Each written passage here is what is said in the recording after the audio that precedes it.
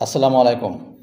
ভারতের ষড়যন্ত্রের কারণে ছেড়ে দেওয়া পানিতে তলিয়ে গেছে বাংলাদেশের ফেনী, নোয়াখালী, কুমিল্লাসহ কয়েকটি জেলার মানুষ। অকস্মাৎ বন্যায় তারা সহায় সম্বলহীন হয়ে পড়েছে, নিঃস্ব হয়ে পড়েছে, অনেক প্রাণহানি ঘটেছে। এই দুর্যোগময় অবস্থায় তাদেরকে সহায়তা করার জন্য বাংলাদেশের ছাত্র জনতা, শিশু কিশোর, আবাল বৃদ্ধ বনিতা যেভাবে স্বতঃস্ফূর্তভাবে তাদের অর্থ দিয়ে, তাদের শারীরিক পরিশ্রম দিয়ে সহায়তা করেছে তা পূর্বে কখনো দেখা যায়নি। যদি এরকম ঐক্যবদ্ধতা, এরকম স্বতঃস্ফূর্ততা যদি আমাদের মধ্যে বিদ্যমান থাকে, তাহলে বহির্বিশ্বের কেউ কোনো ষড়যন্ত্র করে আমাদেরকে দমায় রাখতে পারবে না, আমাদেরকে ধ্বংস করতে পারবে না।